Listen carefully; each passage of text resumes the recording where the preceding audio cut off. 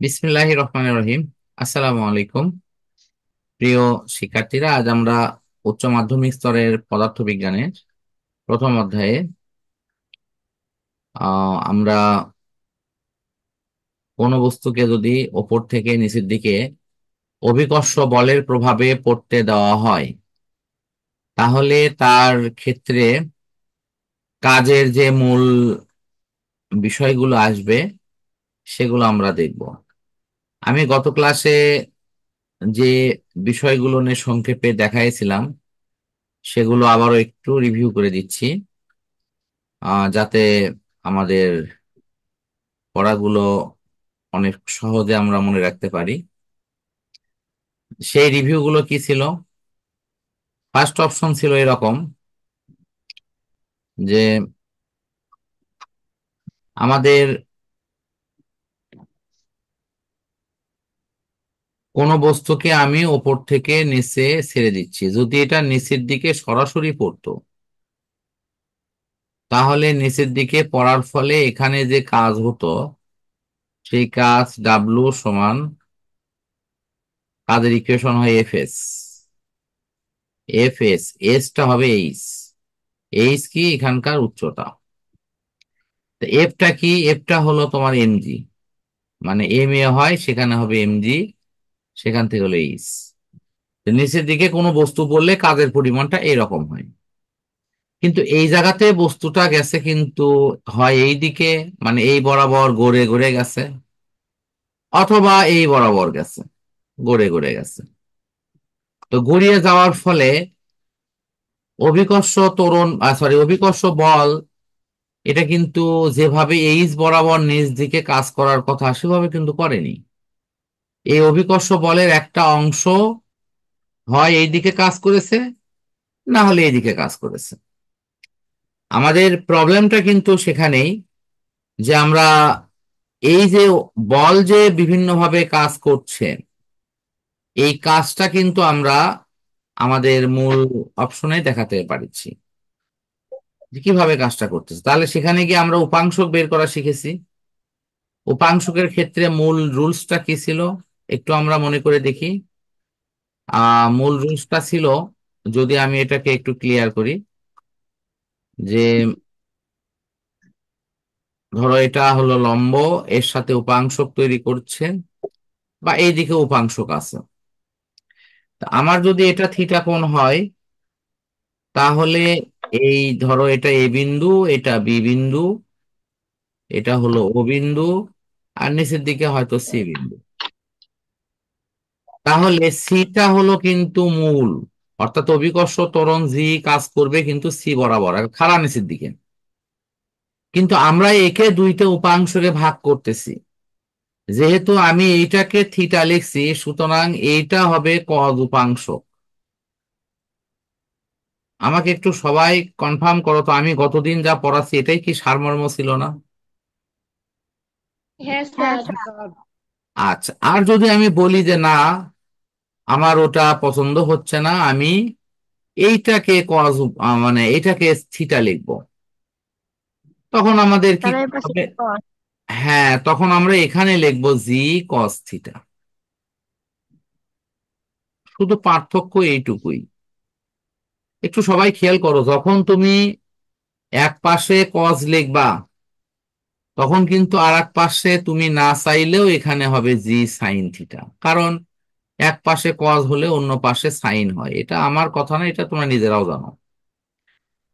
তোমাদের একটা বিভ্রান্তি হতো যে আমি যে কজ উপাংশ শিখলাম এতদিন ধরে, সেটা কোনো কোনো নোটে সাইন লেখা আছে, কোনো কোনো নোটে কজ লেখা আছে।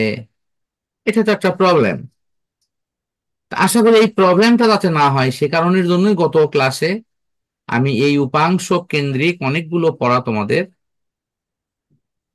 দেখাইছিলাম, এবং তার মৌলিক কথা কিন্তু এইটুকুই ছিল।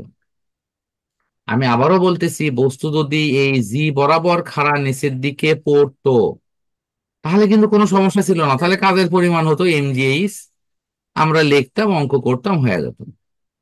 কিন্তু বস্তুটা হয় ও বি পথে অথবা এ বি পথে পড়ছে বিধায় আমাদের এই জির উপাংশ, সেটা কজ হতে পারে অথবা সাইন হতে পারে, এটা নিয়ে আমরা কাজ করেছি। এখন আমরা মূল প্রশ্নে আসি, দেখি আমাদের এই যে জ্ঞান, যেটুকু ধারণা আমরা এখানে অর্জন করলাম, সেটা এখানে কতটুকু কাজে লাগে।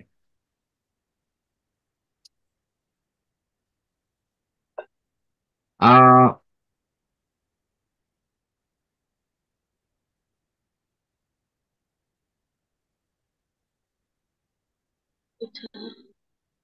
এখন দেখো,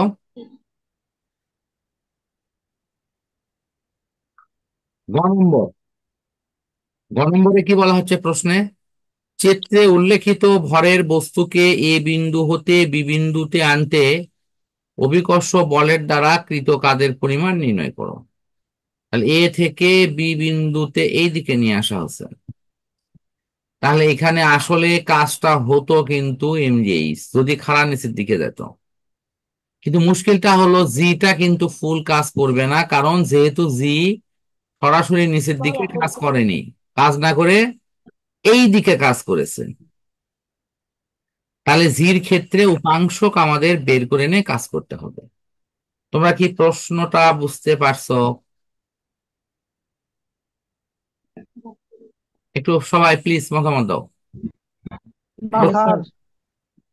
প্রশ্ন সবাই বুঝতে পারছো? যদি প্রশ্ন বুঝতে পারে থাকো তাহলে অ্যান্সারটা অনেক সহজ হবে, এবং আমি অ্যান্সারটা এখন দেখাই দিচ্ছি। আমরা গ নম্বরটা একটু দেখি। গ নম্বর অ্যান্সার এই পাশে আছে যথারীতি।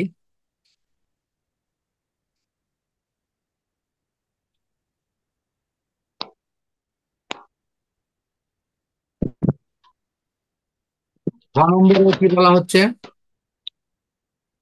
এখানে তো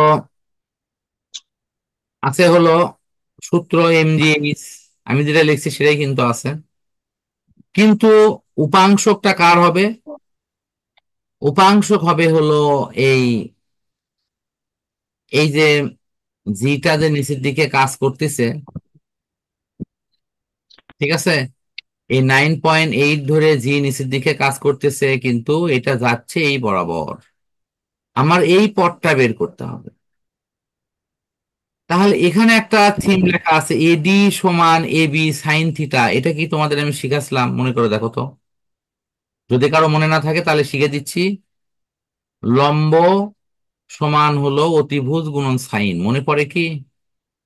হ্যাঁ হ্যাঁ স্যার। স্যার। হ্যাঁ স্যার। আচ্ছা ফাইন। দেখো এটা কিন্তু ডাইরেক্ট লেখা আছে। লম্ব কেন?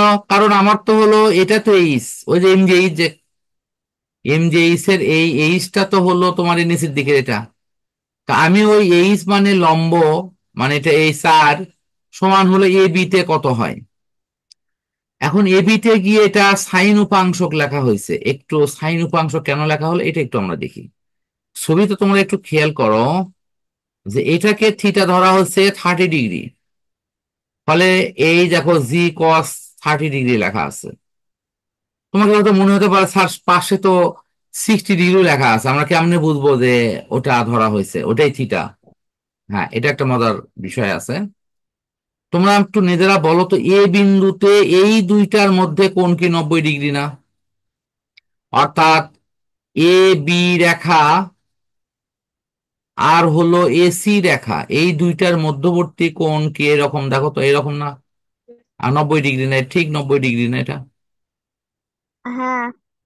হ্যাঁ স্যার। আচ্ছা, 90 ডিগ্রি যদি হয় তাহলে এর এক পাশে হচ্ছে কত? 30 ডিগ্রি। খুব ভালো করে দেখো, তাহলে অন্য পাশে কোণ কত হবে? 60 ডিগ্রি। কেউ কি বলতে পারো এক পাশে 30 হলে অন্য পাশে হ্যাঁ 60 স্যার। কেন হয়? 60 কেন হয়? 90 ডিগ্রি হতে হবে। আর 30 আর 60 90। Yes, thank you. 30 আর 60 হলো 90। আর রূপা কি বুঝতে পারছো? হাবিবা, রূপা, আমি শুধু দুই তিন জনের কণ্ঠ পাচ্ছি। কুলসুম, বুঝতে পারছো? হ্যাঁ স্যার। শোনো, সমস্যা হলে অবশ্যই বলবা যে স্যার আমার এখানে বুঝতে প্রবলেম। কুলসুমের একটু প্রবলেম হতে পারে, কারণ ওই উপাংশকটা যেহেতু আমি গত ক্লাসে পড়াইছি, তারপর আমি এখানে প্রথম ক্লাসে মূল কথাটা কিন্তু বলেই দিলাম। সে কারণের জন্য আশা করি খুব একটা সমস্যা হয়তো হবে না। আচ্ছা, তারপর আমরা একটু আসি, এই কারণের জন্য এই লাইনটা লেখা হয়েছে। আমাকে এখন সবাই একটু বলো, এডি সমান যে অতিভুজ গুণন সাইন থিটা লেখা হয়েছে, এইটা নিয়ে আর কারো কোনো সমস্যা আছে কিনা? এবির মান হলো 300, হ্যাঁ স্যার। এই 300 কিন্তু এখানে লেখা আছে। তারপরে সাইন থিটার মান লেখা হচ্ছে, সাইন 30 ডিগ্রির মান হলো হাফ। আমরা হাফ ধরে এখানে কাজ করেছি। তাহলে 300 গুণন হাফ সমান 150। দেখো আমাদের খুব সহজে মানটা বের হয়ে গেছে। ওকে, হ্যাঁ স্যার, আমরা বুঝতে পারছি। এখন আসি, হ্যাঁ স্যার। এই দিকে। এখন আবার ঘ নম্বর প্রশ্ন দেখো।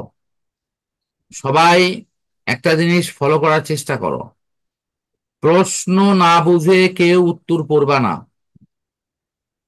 আমাদের অনেক ছেলে মেয়ে আছে, প্রশ্নর কোনো খবর নাই, উত্তর সেই মুখস্থ।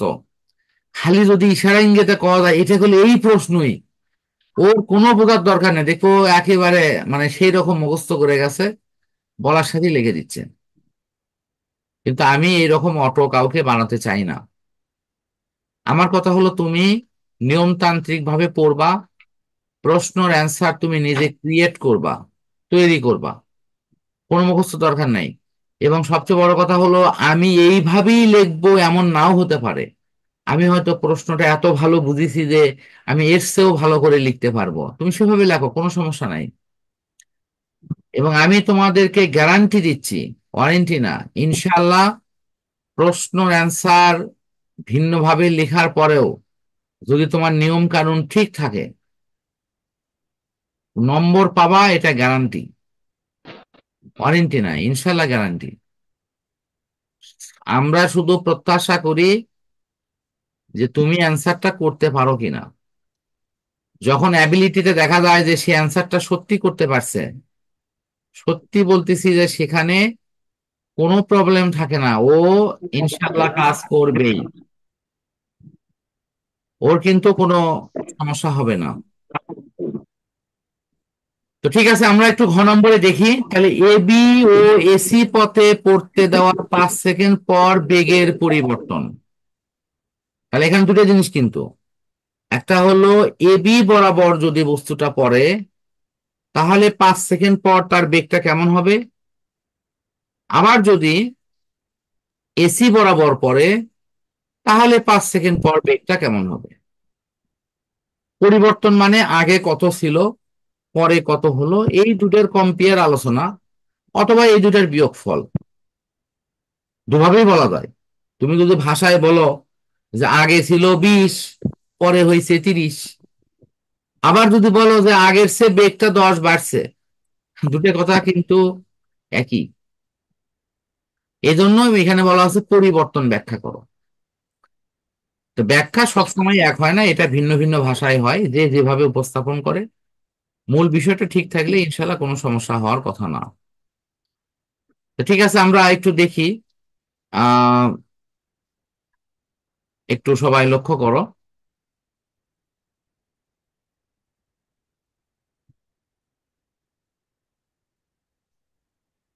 এরপর ঘ নম্বরের অ্যান্সারটা একটু সবাই দেখো।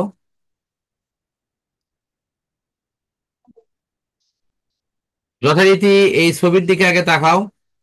এটাকে থিটা কোণ ধরা হচ্ছে, এটা আগে ধরে বলে দিচ্ছি।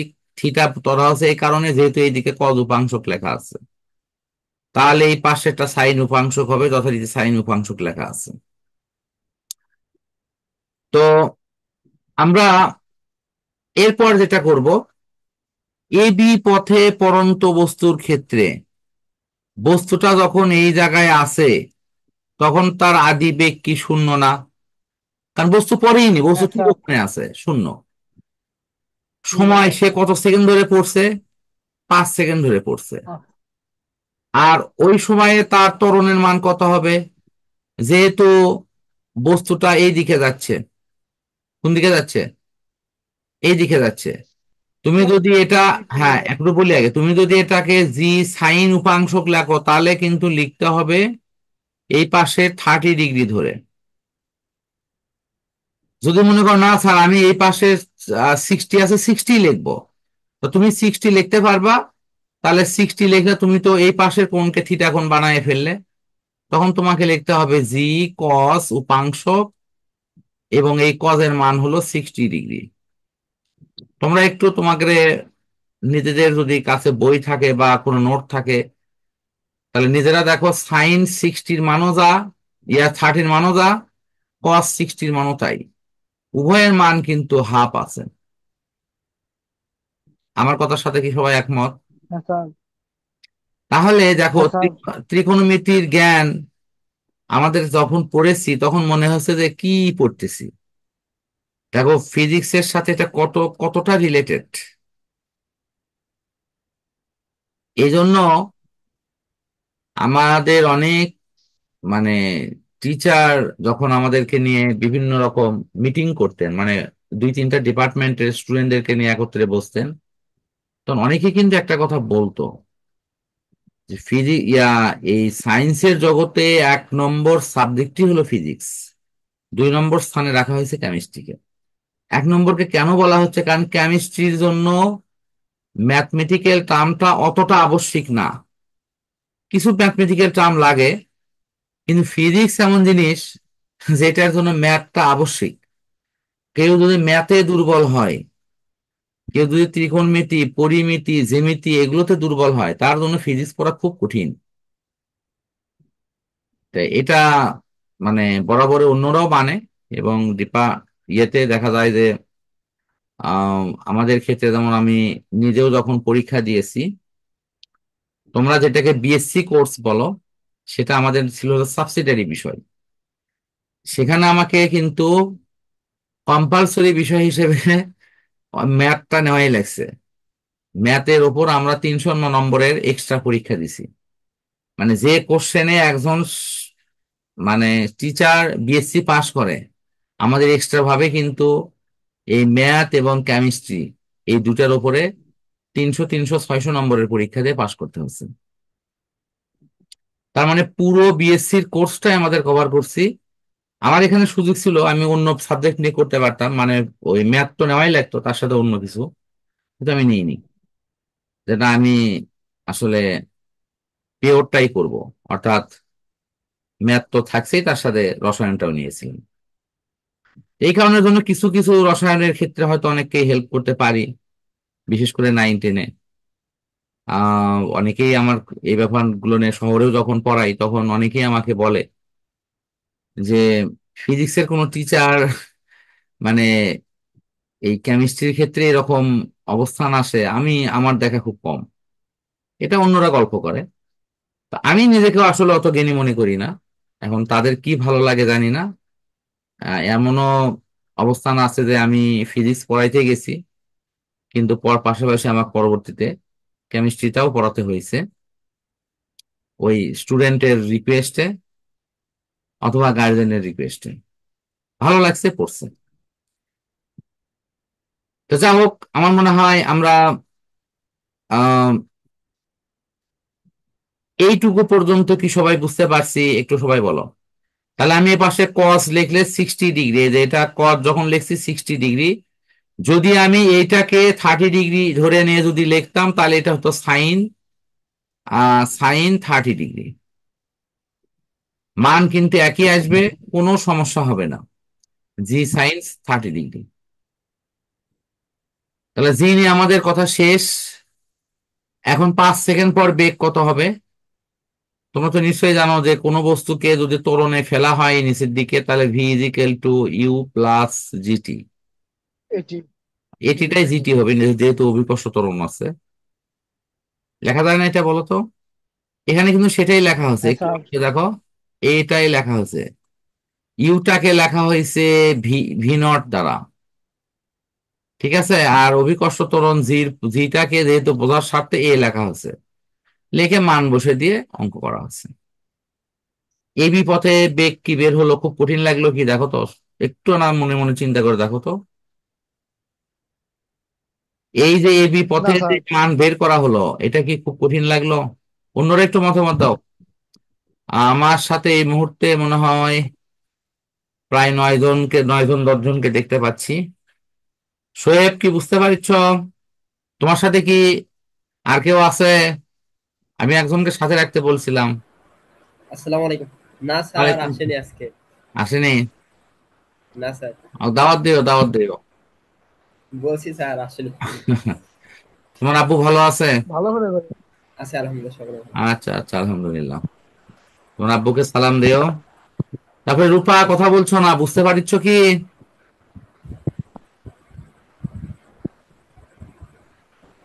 হাবিবা,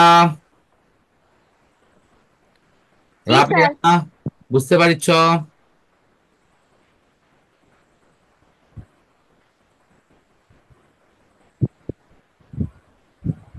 আচ্ছা, নেক্সট অপশন। আইরিন, কি বুঝতে পারছো? জেসমিন, জেসমিনও দেখলাম না। স্যার, মনে হয় আবার একটু বাইরে গেছে নেটওয়ার্কের।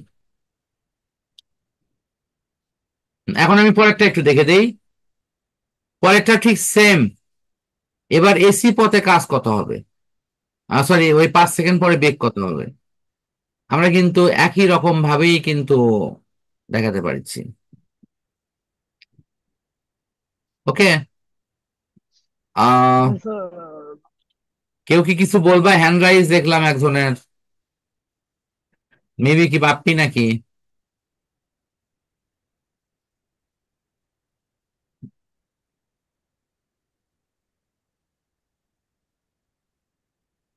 আমাদের এরপরের অংশটা একটু দেখো সবাই।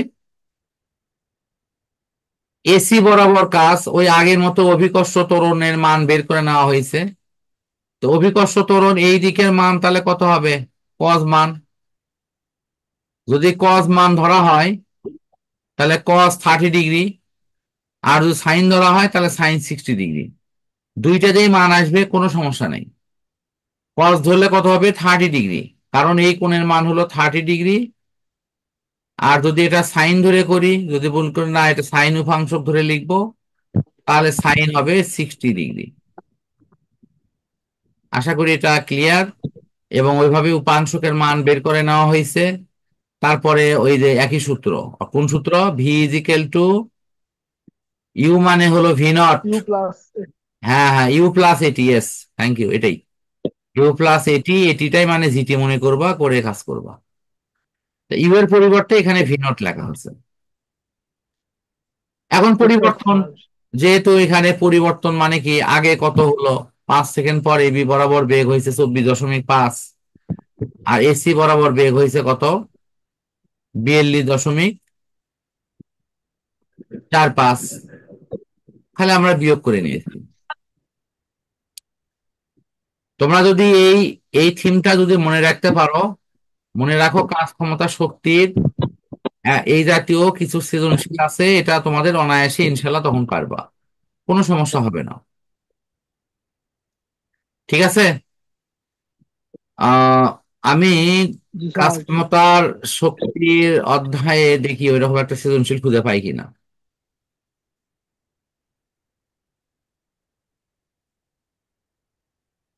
একটু একটু না দেখতেছি।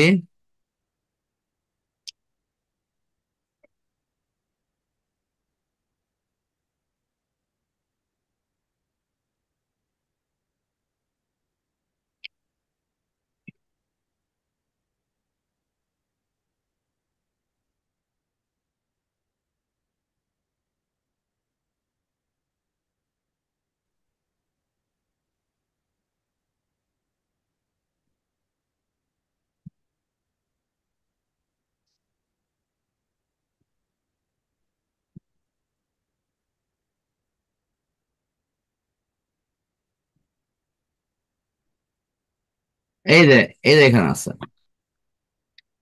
এটা আসছে 2018 সালে।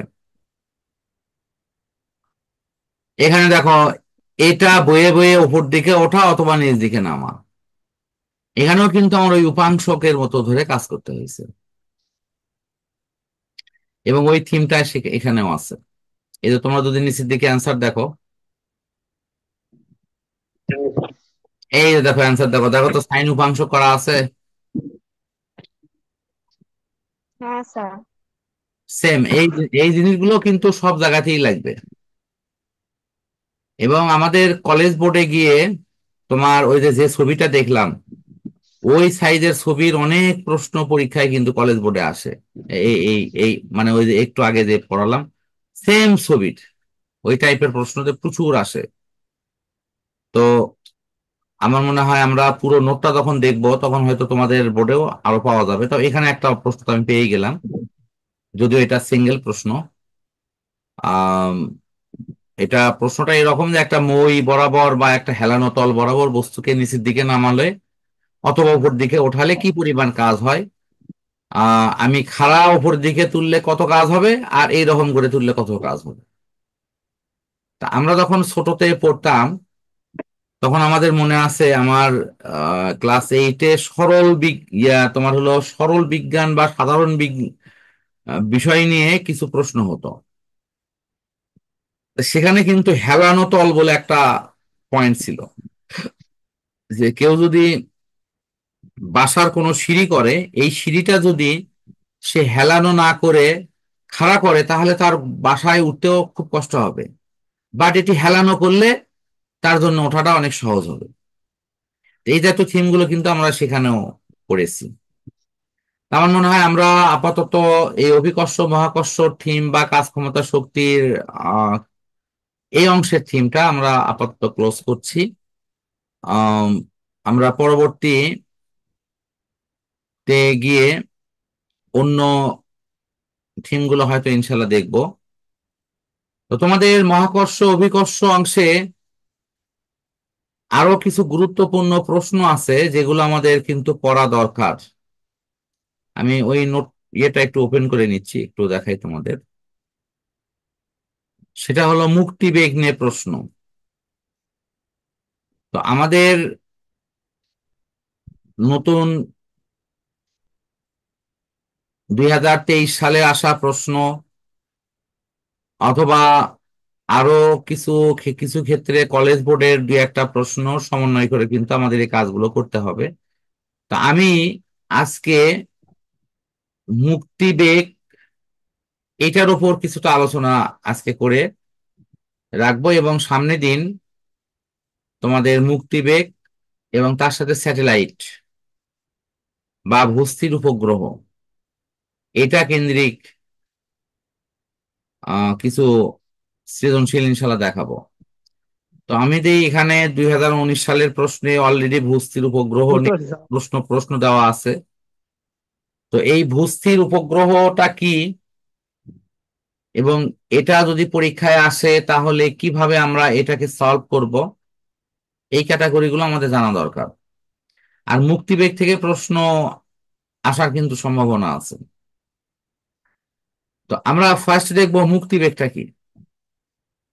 কোন বস্তুকে যদি আমরা উপরের দিকে নিক্ষেপ করি তাহলে এই বস্তুটা কিছু দূর উপরে যাবে। মনে করো আমাদের পৃথিবীতে অবস্থান করে,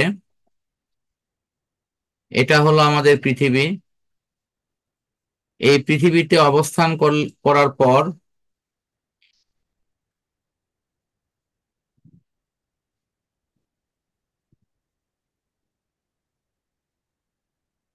একটা বস্তুকে ধরে উপরের দিকে নিক্ষেপ করলো। সে যত জোরেই নিক্ষেপ করুক অনেক উপরে উঠবে হয়তো, কিন্তু এটা আবার নিচের দিকে নেমে আসবে। কেন? কারণ পৃথিবী ওকে আকর্ষণ করে টেনে নিয়ে আসবে। সবাই বলো তো তাই হয় না? হ্যাঁ স্যার।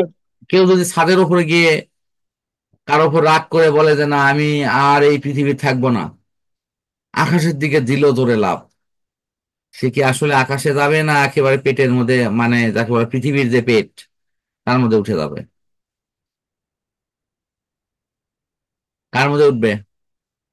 আকাশে ভেসে বেড়াবে না পৃথিবীর মধ্যে ঢুকবে? পৃথিবীর ভিতর ঢুকতে স্যার। সন্দেহ আছে কারো? সবাই যে চুপচাপ যে।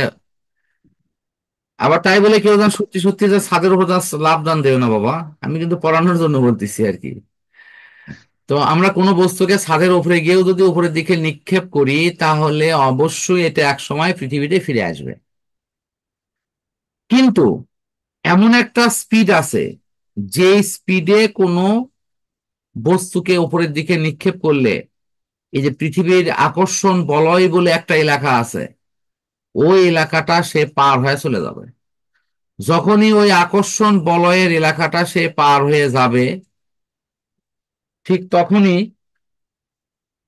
আর ওই বস্তুটা পৃথিবীতে ফিরে আসবে না, ওটা চলতেই থাকবে। তাহলে কি পৃথিবীর বলয় থেকে ওই বস্তুটা মুক্তি পেয়ে গেল না? সবাই বলো তো। কারণ আগে তো পৃথিবীর বলয়ের মধ্যে ছিল, বস্তুকে উপরের দিকে নিক্ষেপ করা হচ্ছে, ওটা আবার ফিরে যাচ্ছে, আবার নিক্ষেপ করা হচ্ছে, আবার ফিরে যাচ্ছে। কিন্তু এইবার এত বেশি বেগ দেওয়া হচ্ছে যে ওই বস্তুটা করলো কি, এই আকর্ষণ বলয় ভেদ করে এটা উপরের দিকে উঠে চলে গেল। তাহলে আকর্ষণ বলয় যেহেতু ভেদ করে উপরের দিকে চলে গেল, তাহলে আমরা বলতে পারি সে মুক্তি পেয়ে গেল। তাহলে মিনিমাম যে বেগে নিক্ষেপ করলে কোনো বস্তু আর নতুন করে পৃথিবীতে ফিরে আসে না, পৃথিবীর ওই আকর্ষণ বলয় পার হয়ে চলে যায়, সেই বেগকে বলা হয় মুক্তিবেগ। সবাই কি মুক্তিবেগ বুঝতে পারছো? জি স্যার। আচ্ছা, জি স্যার। এখন ভূস্থির উপগ্রহ নিয়ে আমি একটা মতামত দিচ্ছি। আমরা ভূস্থির উপগ্রহ তো যেহেতু অলরেডি পড়াইছি, তারপরও আমি এটার উপর একটু ধারণা দিচ্ছি কি, ধরো এটা পৃথিবী, এই জায়গাতে একটা উপগ্রহ ঘুরতেছে কক্ষপথে এরকম। মনে করো এই উপগ্রহটা এই দিকে ঘুরতেছে, এইদিকে। এখন পৃথিবী যে স্পিডে ঘুরতেছে, যদি ওই একই স্পিডে যদি পৃথিবীকে কেন্দ্র করে যদি যদি ঘুরপাক খায়, এই কৃত্রিম উপগ্রহটা যদি ঘুরপাক খায়, তাহলে কৃত্রিম উপগ্রহ কন্টিনিউ পৃথিবীতে দাঁড়ানো একজন ব্যক্তির সাপেক্ষে সে স্থির বলে মনে হবে না। কারণ এই পৃথিবী যে বেগে ঘুরতেছে ওরই সাথে মিল করে এই জিনিসও ঠিক একই স্পিড নিয়ে ঘুরতেছে। বুঝতে পারছো কি? জি স্যার। তাহলে পৃথিবীতে যে ব্যক্তিটা দাঁড়িয়ে আছে ও দেখিচ্ছে যে আমার মাথার উপরে যা আছে সবকিছু এখনো ঠিক আছে। তখন এটাকে তখন আমরা এই মানে উপগ্রহকে বলবো ভূস্থির উপগ্রহ। মানে ভূমিতে আপাত দৃষ্টিতে স্থির বলে মনে হবে, কিন্তু আসলে কিন্তু সে স্থির না। এই চলমান পৃথিবীও চলমান, ওই বস্তুও চলমান। সবাই কি বুঝতে পারছো? হ্যাঁ জি স্যার। স্যার। আচ্ছা, ঠিক আছে, আমরা আপাতত এখন অন্য আইডিতে পার হব।